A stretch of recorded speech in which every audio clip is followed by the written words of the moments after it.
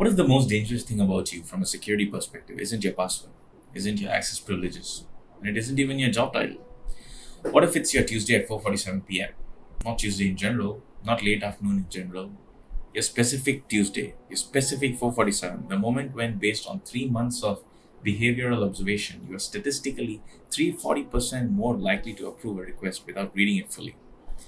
The moment when your cognitive defenses drop, your pattern matching accelerates, and your brain, doing what brains do under sustained load, reaches for the path of least resistance. And what if that moment has been identified, cataloged, and is being waited for? This is not a thought experiment. This is what happens right now at the intersection of AI, cybersecurity, and the science of human predictability. And what makes it genuinely alarming is that we have spent decades building technical defenses around what people access and how systems authenticate them, while almost no one has been building defenses around when people are most predictably persuadable. Today, we're going to deep dive into the compliance window, the predictable moment of human vulnerability that AI can now identify, target, and exploit with a precision that no human attacker has done before. Welcome to the Intersection Talks. I'm your host, and this show is where cybersecurity, artificial intelligence, and human psychology collide, because that's where the real risk lives. Let's get into it. Let me start with what's actually happening in the breach data, because the story there has shifted in a way that most security teams haven't fully absorbed yet. For the last decade, the dominant narrative around human layer security failures has been about content. The phishing email that looked real enough, the fake invoice that matched the expected format, the impersonation that was convincing enough to pass a quick visual check. The defense response has been equally content-focused. Better spam filters, domain verification, email authentication protocols, security awareness training built around teaching people to spot the signs. And that approach has worked, partially. Detection rates for generic phishing have improved. Basic credential harvesting attacks get caught more often. The content-based defenses have matured. But something has shifted. The 2026 breach data from Proofpoint, from Thales, from Verizon's annual report, everything points to the same thing. The attacks that are landing now aren't landing because the content is better, they're landing because the timing is better. Q1 2026 breach investigations are showing a pattern that threat intelligence teams are starting to call temporal targeting. Attacks that appear on the surface to be fairly standard, credential harvesting link, a wire transfer request, a document requiring approval, but are arriving at moments that consistently correlate with elevated human compliance. End of quarter, post all hands, the 72-hour window after a major product launch, late Friday afternoon before a long weekend. This isn't entirely new. Experienced threat actors have always known that people are more careless when they're stretched. The classic Friday afternoon attack has been in the playbook for years. Attackers would target the period around 4 to 6 p.m. on Fridays because response teams were thin, people were distracted, approval chains were compressed. But what's changed? What makes this a genuinely different threat category is the precision. Individual level precision. Not Friday afternoons are generally busy, but this specific person in this specific role, based on 3 months of observed behavioral patterns, is most susceptible at this specific time of the specific day. That level of targeting has now become operationally viable. And that has changed the threat landscape in ways we haven't fully reckoned with. And here's the mechanism. And I want to be precise about this because the mechanism matters for understanding both the threat and the defense. It starts with data that already exists. Enormous amounts of behavioral data about how specific people interact with digital systems. Email response latency, not just whether someone responds to emails, but how quickly. And whether that speed varies by sender, by day, by time of day, by subject matter. Logging patterns. Document approval timing, meeting acceptance rates, and how long before a meeting someone accepts. Collaboration tool activity curves across the day and the week. Typically, typing speed and error rates in systems then that capture them. Even, and this is where it gets uncomfortable, the behavioral signatures embedded in how people move through internal systems when they are under pressure versus when they are calm, these are all signs. None of this data was collected for malicious purposes. Most of it is the exhaust of normal enterprise operations. Productivity monitoring tools, email systems, identity and access management logs, collaboration platforms, but aggregated together to create something that didn't previously exist. A behavioral fingerprint of each individual's cognitive rhythm. AI, specifically the kind of machine learning models that threat actors now have access to, either built from scratch, stolen from enterprises, or purchased through criminal markets, can parse that data to build what researchers are calling compliance probability models. At any given moment, for a given individual, the model estimates the likelihood that an unexpected request will be approved without full scrutiny. IBM security researchers demonstrated this year that an AI system given access to 6 months of executive assistant's email metadata, not content, just metadata, could predict with 73% accuracy which half-hour windows during the week the assistant was most likely to approve an unusual vendor payment without escalating it. 73% accuracy from metadata alone. Brain imaging studies published in early 2026 confirmed the underlying neurological basis. Personalized, precisely timed requests activate the brain's reward and compliance pathways more intensely than identical requests sent at random moments. Timing isn't a secondary factor in human decision making, it's a primary one, and AI has now made it exploitable at scale. The second part of this is real-time adaptation. The compliance window isn't just predicted in advance, it's confirmed in real time. AI systems can read response latency signals during an active attack sequence. If a target is responding slowly to preliminary messages that indicates cognitive load or distraction, the window may be opening. If responses are fast and precise, the target is in a focused state. Hold the critical payload for later. This kind of real-time behavioral monitoring built into the attack infrastructure means the timing of the most dangerous element of an attack can be dynamically adjusted as the attack unfolds. This is not theoretical. The RSAC 2026 saw multiple security vendors presenting evidence of this pattern in breach forensics. The temporal signature of successful attacks is becoming distinctive enough that post-breach analysis can now identify compliance window exploitation as a technique, even when the attack content itself was relatively unsophisticated. The attacker doesn't need better content when they have better timing.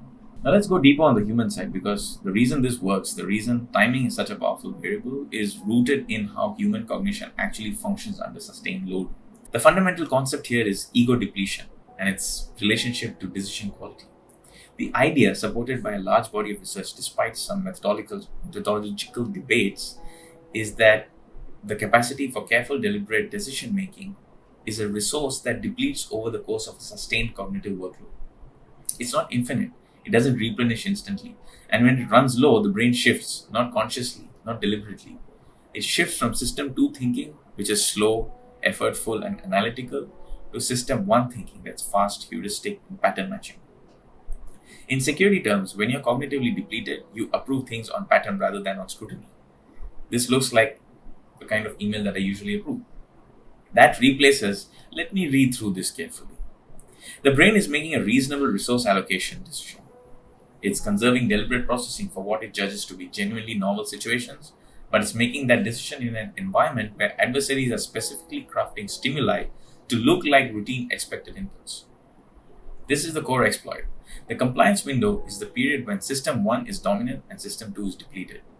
The attack is designed to look like a System 1 pattern match. The timing ensures that the scrutiny that would catch it is unavailable. But there's a second psychological layer that makes this more insidious, and it's one of the more underprepared mechanisms in the human risk literature: predictability blindness. Most people have very limited insight into their own cognitive rhythms. We know vaguely that we get tired. We might know that we are not a morning person or that we hit a wall after lunch. But very few people have granular awareness of when their decision quality degrades. And almost no one thinks of their cognitive state as something that could be modeled and predicted by an external system. This creates a specific vulnerability. The attack arrives in your compliance window, and you have no reason to be suspicious of the timing. You don't think, I should be extra careful right now because my cognitive defenses are lowered.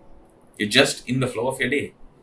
The request arrives, it pattern matches, you approve it. There's no subjective signal that anything is different about this moment. In experimental settings, and this is worth sitting with for a moment, participants who were explicitly told you may be cognitively fatigued right now, be extra careful with this next decision, showed meaningfully better decision quality even when they were objectively depleted. The meta-awareness itself is partially protective, but you can only deploy that meta-awareness if you know the window concept exists. Most people in most organizations don't. The third psychological layer is what I'd call temporal diffusion of responsibility. Security incidents that happen in one discrete moment, a known breach, a specific attack notification, trigger a clear psychological response. This happened, it was bad, we respond. But an attack that exploits a compliance window is often invisible as an attack at the time. The approval happened normally, the person didn't feel attacked. The anomaly, if there is one, is in the downstream consequences: an unusual payment, an access permission that shouldn't have been granted, a documentation exfiltration that through the normal channels. The psychological distance between the compliant action and the harmful consequence makes attribution and learning extremely difficult. People can't learn to protect their compliance windows from attacks they don't know constituted attacks. Let me put this together because this is where the three angles become a single unified problem. Attacks are increasingly being timed to exploit human vulnerabilities rather than technical ones. The temporal dimension of attacks when they land is becoming as important as the content, and the breach data shows this is already happening at scale. Individual level compliance probability modeling built from behavioral exhaust data that already exists in enterprise systems makes temporal targeting operationally viable at scale.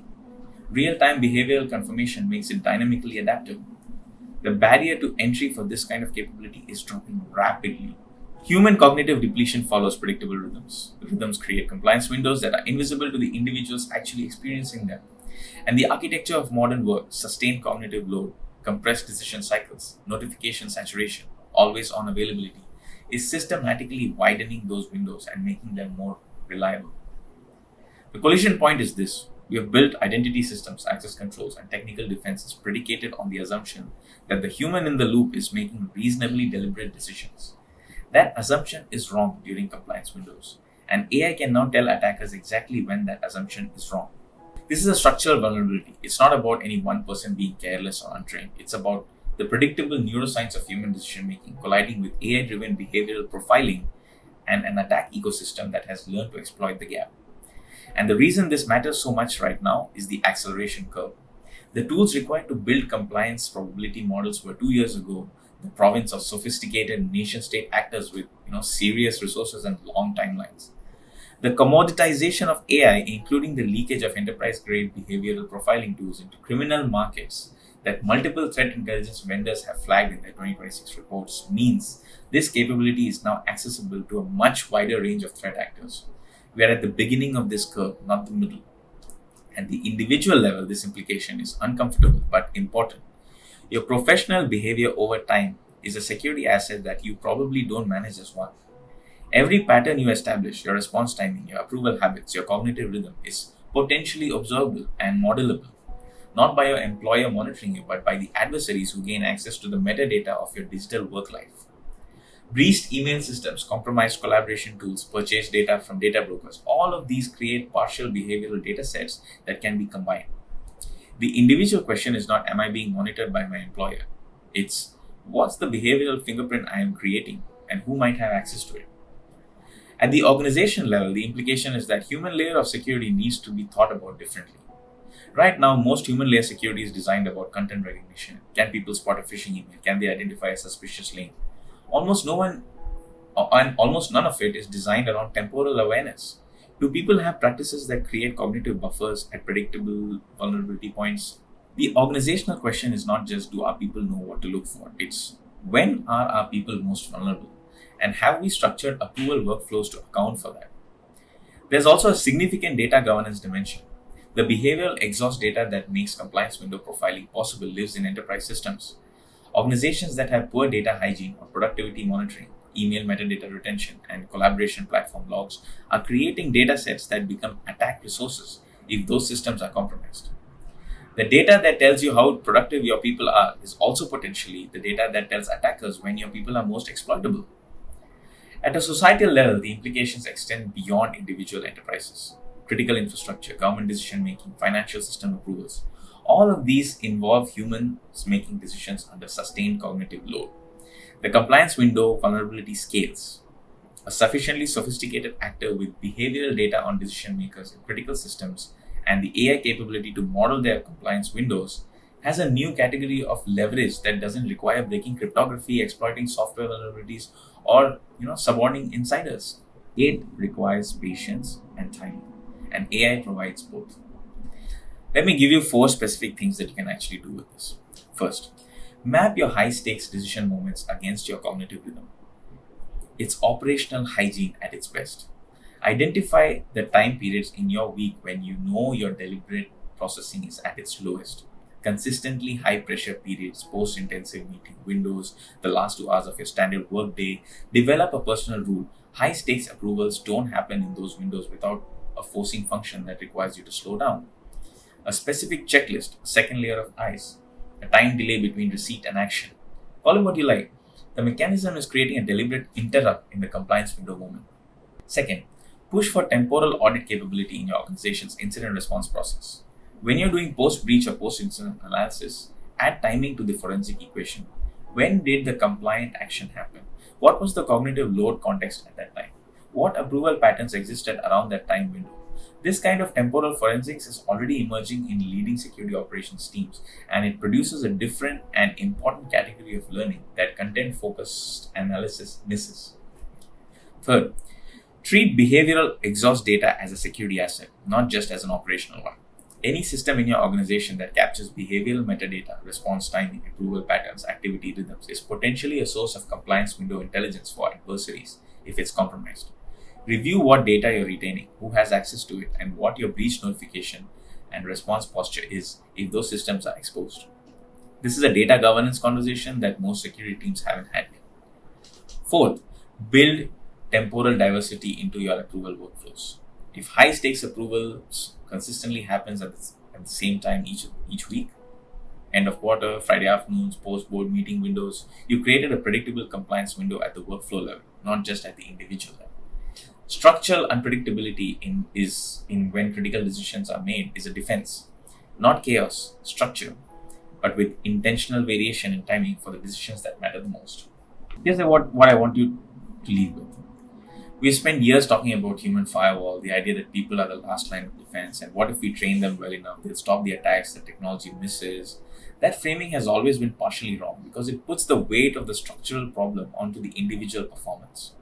But the compliance window threat makes the framing even less adequate because it's not about training people to recognize better content. It's about the fact that human cognition is predictable, that AI can now model that predictability at the individual level, and that the attack surface isn't the inbox, it's the moment. The productive response isn't paranoia, it's what I'd call structural humility. Designing systems, workflows, and personal practices that account for the reality that human decision quality varies, that the variation is predictable, and that adversaries are learning to read that variation. We are entering a period where the human risk layer needs to be engineered with the same rigor we apply to the technical layer, not by assuming people will always perform at their best, but by designing for the moments that they won't. That's a harder conversation. It requires security teams to talk to cognitive scientists and organizational designers, not just to SOC analysts and threat intel teams. It requires executives to accept that the predictability of their own cognitive rhythms is a security variable. It requires governance frameworks that don't treat human judgment as binary, either reliable or unreliable, but as variable, and in that variability, manageable. This is the work in front of us, and I think most organizations are 2 or 3 years behind what they really need to be at.